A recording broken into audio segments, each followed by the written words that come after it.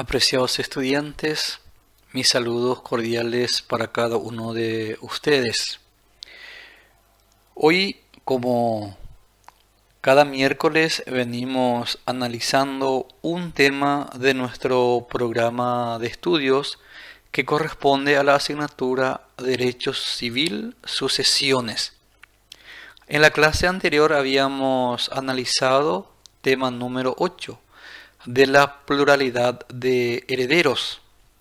Hoy lo haremos con el tema número 9, partición hereditaria, y eso vamos a encontrar en el artículo 2529.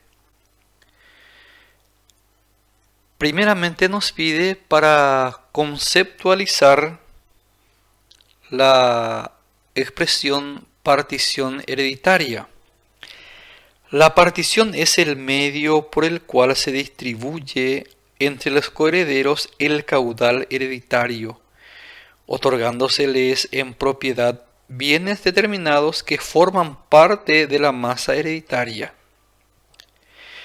Es el medio que la ley concede a cada uno de los coherederos para salir del estado de indivisión, es decir, para transformar su parte abstracta ideal en una parte concreta, determinada materialmente.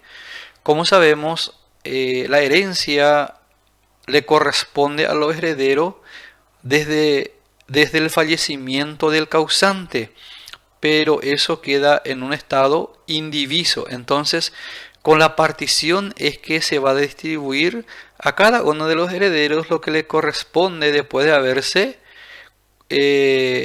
pagado o saldado los gastos y las deudas del causante. ¿Qué tal, apreciados estudiantes? Mis saludos cordiales para cada uno de ustedes. Hoy nuevamente vamos a estar analizando un tema más de nuestro programa de estudios que corresponde a la asignatura Derecho Civil, Sucesiones. En la clase anterior habíamos analizado de la pluralidad de herederos, cómo está formada la masa hereditaria. Eso ya habíamos hablado en la clase anterior. Entonces hoy vamos a seguir con otro nuevo tema. Tema número 9, partición hereditaria. Primeramente nos pide el programa de estudios para conceptualizar.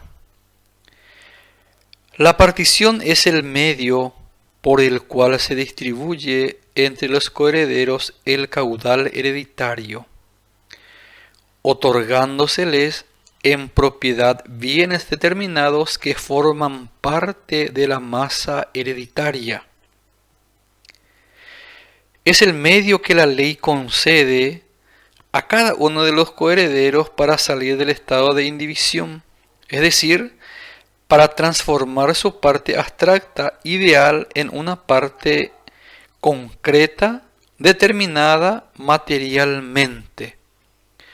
Como sabemos que la herencia corresponde a los herederos desde el fallecimiento del causante, pero eso queda en forma indivisa. Entonces, con la partición es donde se distribuyen esos bienes.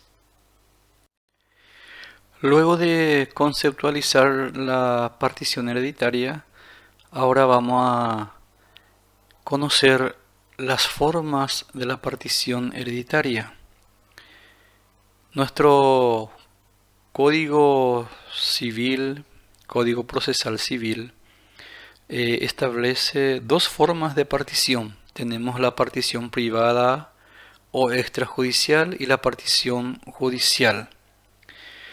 La partición privada o extrajudicial es cuando, por ser mayores de edad y plenamente capaces, todos los herederos, quienes están presentes, la deciden en común acuerdo por simple mayoría de ellos, contado por personas en la forma que juzguen conveniente, ya sea si es en dinero o hubiese inmueble que dividir, supuestos en los cuales la partición debe ser hecha en escritura pública bajo pena de nulidad. Es decir, que los herederos mayores deben ser plenamente capaces, porque si alguno de ellos fuese, por ejemplo, demente declarado, tal en juicio, o sordomudo que no sabe darse a entender por escrito, y como tal sujeto a interdicción y sometido a la representación de un curador, la partición tiene que ser judicial. Mientras que la partición judicial es la que en un interés público instituye la ley y tiene lugar con intervención del juez de la sucesión, sujeta a las formas procesales de rigor. Cuando hablamos de formas procesales de rigor, estamos mencionando el artículo 2530 de nuestro Código Civil, que establece la partición judicial. En el inciso A del artículo 2530 expresa que si se hubiere herederos incapaces o menores emancipados como interesados, entonces ¿cómo se puede realizar? Tiene que ser únicamente judicial.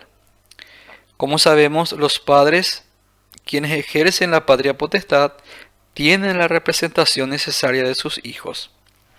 Pueden estar en juicio por ellos como actores o demandados y celebrar contratos a nombre de los mismos dentro de los límites de su administración.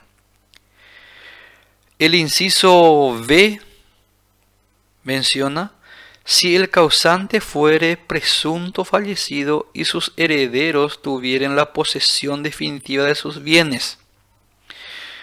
En este caso, el artículo 72 del Código Civil establece que transcurridos 10 años desde la desaparición o desde la última noticia que se haya tenido del desaparecido, o 70 años desde el día de su nacimiento, el juez podrá dar posesión definitiva de sus bienes a los herederos y legatarios. En el inciso C expresa: si hubiere herederos o legatarios ausentes, se considerarán tales los herederos y legatarios que se encontraren en el extranjero si su existencia fuere dudosa. En este caso, se nombrará un curador de sus bienes conforme a lo dispuesto en este código. En este caso, la disposición es bien explícita y no requiere aclaración alguna. Con lo que respecta al inciso D, siempre que terceros fundados en un interés legítimo se opusieren a la partición hereditaria. En este caso, ¿quiénes son los que pueden oponerse? Los acreedores de la sucesión y de los herederos, así como los legatarios. Es decir, en este caso, la sucesión será nula. ¿Y cuáles son los efectos de la partición privada? La partición privada es un acto donde cada uno de los herederos va a recibir materialmente lo que le corresponde. Y hablando de la partición, será anulable la partición privada o judicial cuando no se hubieren reservados bienes suficientes para el pago de los créditos y legados, cuya existencia constare en autos. Entonces, a más de lo que establece, esto tenemos en el artículo 2540. Los acreedores o legatarios omitidos podrán dirigirse contra los bienes de la herencia que se encuentren en poder de los herederos, como si la partición no se hubiera efectuado, salvo los derechos constituidos a favor de terceros con posterioridad en la inscripción. Entonces, tenemos dos formas de partición: la partición privada, o también llamada extrajudicial, y la partición judicial. También hablamos de sus efectos. Seguimos analizando los contenidos correspondientes al tema número 9 de nuestro programa de estudios. Tenemos ahora sistema declarativo del código. Tanto la legislación como la doctrina discrepan con relación al carácter de la partición. Para una es declarativo, para otras atributivo o traslativo.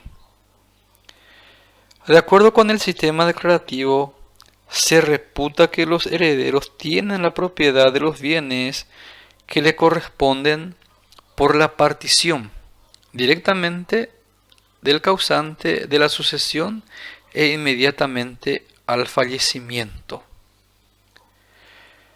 Mientras que el sistema atributivo, en su concepción actual, sostiene que la partición, haciendo cesar la indivisión de la comunidad hereditaria, es la que confiere la propiedad exclusiva de los bienes a cada heredero.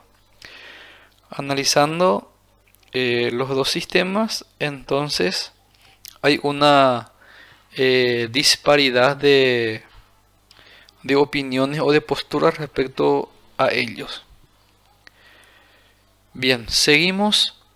Ahora veremos lo que es la garantía de evicción.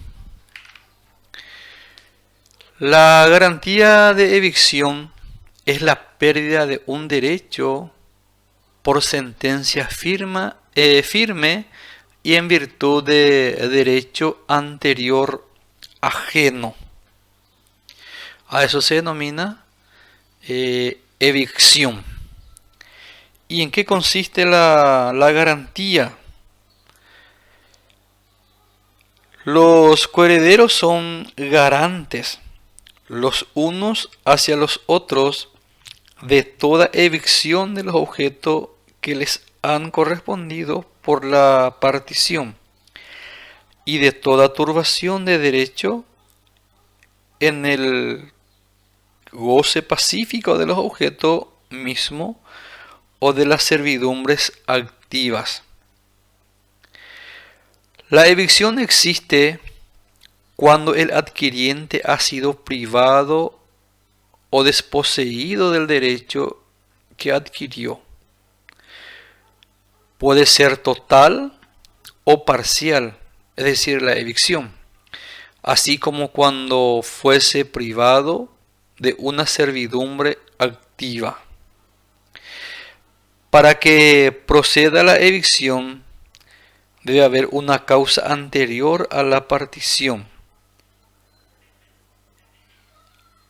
La garantía de evicción se desglosa en tres obligaciones. La primera obligación, la de abstenerse de todo acto enderezado a despojar al adquiriente.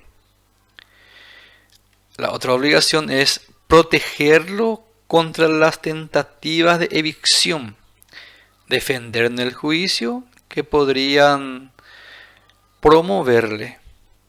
Y la tercera obligación es que, si no se ha tenido éxito, indemnizarle de la pérdida sufrida. Es decir, que si se inició juicio en contra del actual poseedor o adquiriente, y si pierde, entonces se debe indemnizar a este.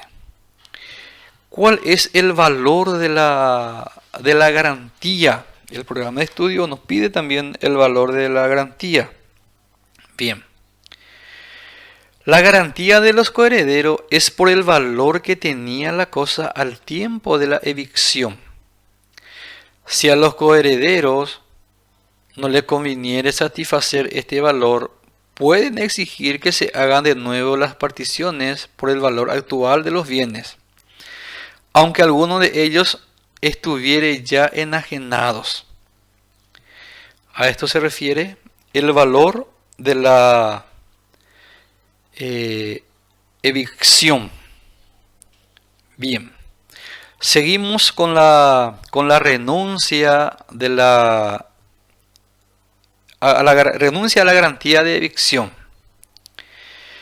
Bien, el coheredero está facultado a renunciar a la garantía que la ley le otorga, pero esa renuncia tiene que ser expresa y especial.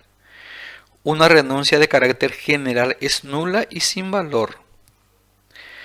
La obligación de la garantía cesa solo cuando ha sido expresamente renunciada en el acto de la partición y respecto a un caso determinado de evicción.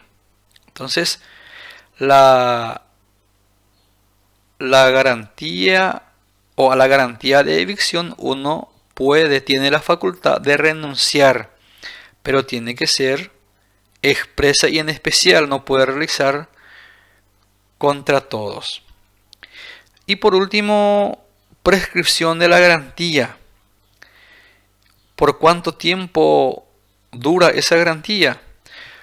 La acción de garantía prescribe en el término de 10 años contados desde el día en que la evicción ha tenido lugar. Entonces, 10 años dura.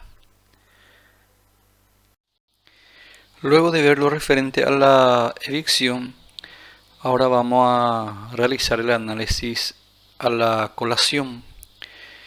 La colación es un medio de mantener la igualdad de los coherederos forzosos que concurran a la sucesión, mediante el cual cualquiera de ellos que hubiere recibido bienes del causante en vida de éste, es decir, en la vida del causante, debe restituir su valor a la masa hereditaria, salvo dispensa que él mismo hubiera hecho de acuerdo con la forma prevista por la ley. Entonces, cuando hablamos de colación, estamos hablando de la igualdad que se debe mantener en la distribución de los bienes de lo que el causante había cedido antes a alguno de los herederos, que debe llevar otra vez a la masa hereditaria. Bien.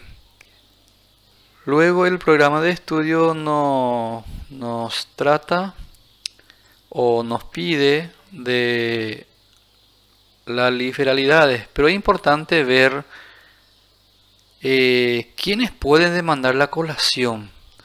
La colación puede demandar un coheredero a otro, los acreedores personales del coheredero que pueden exigir la colación, y los acreedores del causante y los legatarios, solo cuando el heredero a quien la colación fuere debida aceptare la herencia pura y simplemente y no mediare separación de patrimonio. ¿Y quiénes están obligados a colacionar? Los descendientes, ascendientes y el cónyuge del causante, los herederos instituidos por testamento cuando éste afecte la legítima, el heredero que, no siendo al tiempo de la liberalidad, resultare heredero forzoso al abrir la sucesión, los descendientes que suceden por representación al ascendiente, juntamente con tíos y primos. La colación se extenderá a todo lo que el padre debió aportar en el caso de haber vivido, aunque ellos no le hubieran heredado. Y por último, los descendientes del indigno o el desheredado. Estas son las personas que pueden demandar la colación y las personas que están obligados a colacionar. El programa de estudio pide liberalidades no sujetos a colación. Y dentro de estos tenemos que no deben ser colacionados los gastos de alimentos y curación, por crecidos que sean, los destinados a educar a los hijos o descendientes, o lo que se hicieren a fin de prepararles para el ejercicio de un arte o profesión, los regalos de costumbre o de amistad, y el importe invertido en un seguro de vida. Estas son las liberalidades no sujetas a colación. Y siguiendo nos pide ahora formas de efectuarse, es decir, cómo se realiza la colación. Los valores colacionados se imputarán como anticipo a la parte hereditaria, a menos que el causante hubiere establecido la dispensa en su testamento, dentro de los límites de su porción disponible. Es decir, que la colación se puede hacer reintegrando a la masa hereditaria la cosa misma que fuera objeto de la liberalidad, o bien computando su valor en el haber sucesorio e imputándolo en la hijuela del heredero beneficiario. Se puede entonces colacionar el inmueble mismo o el mueble, o en caso de que ya no se tenga, entonces el valor en efectivo.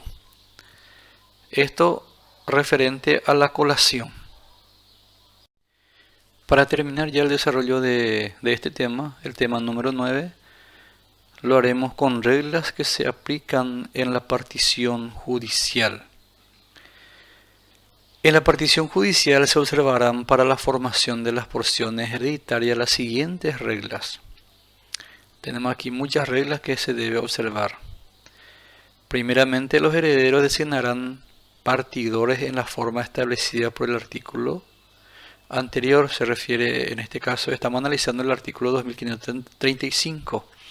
Y esto se refiere o se remonta al artículo 2534. Los interesados propondrán las bases que entendieren ser más ajustadas a la naturaleza de los bienes. Se dividirán los bienes que admitan adecuado fraccionamiento. Se considerarán tales aquellos que con el reparto en lotes no queden disminuidos en su valor o explotación económica. Los bienes que no se hallaren en el caso de la inciso anterior, es decir, que no se pueda separar, podrán ser adjudicados a uno de los herederos o a varios de ellos que lo aceptaren, y cuando excediere su valor de los respectivos haberes, se compensará la diferencia en dinero u otros bienes. El saldo deudor podrá ser garantizado con la hipoteca o prenda, siempre que los otros herederos lo exigieren. Las cosas que no admitan fácil división y fueren pedidas por varios herederos a la vez, se licitarán entre ellos al mejor postor. El precio ofrecido se juzgará parte integrante de la masa, como también el de aquellas cosas que, no siendo reclamadas o cuya adjudicación no fuere aceptada, se vendieren en remate público. Aunque hubiere incapaces interesados, podrá diferirse la venta de un bien cuando las circunstancias así lo aconsejaren. La voluntad unánime de las partes decidirá a este respecto. Si no concurriere la unanimidad, decidirá el juez. Dentro de lo posible, se formarán lotes en igualdad de condiciones y se cubrirán las diferencias con sumas de dinero que abonará el adjudicatario, observándose lo dispuesto en el inciso D, parte final. En caso de no aceptarse las adjudicaciones, los lotes serán sorteados y se reservarán sin adjudicar bienes bastantes para el pago de los créditos y las cargas pendientes, así como el de los legados no cumplidos. Estas son las reglas que se debe tener en cuenta en una partición judicial. Luego el programa de estudio nos habla de la partición provisional y la partición definitiva. Como sabemos nosotros, cuando hablamos de provisional es por un tiempo, por un momento, hasta que se defina lo principal, ¿verdad? La partición provisional se refiere al uso o disfrute de los bienes hereditarios, sin recaer sobre el dominio de ellos. Entonces, cuando hablamos de división o partición provisional, lo estamos hablando de uso y disfrute. En cambio, la partición definitiva, ahí ya recae sobre el dominio de ellos, es decir, ya va a tener el dominio cuando es la partición definitiva, mientras que la partición provisional solamente es para uso y disfrute. Con esto estamos terminando el análisis del tema número 9, que trata de la partición hereditaria, formas de partición hereditaria. También hablamos de la garantía de evicción, la colación y las reglas que se aplican en la partición judicial. Espero que les sirva este material como los anteriores que le había enviado y nos encontraremos en la siguiente unidad. Éxitos a todos, que dentro de poco ya estaremos nuevamente en la sala de clase.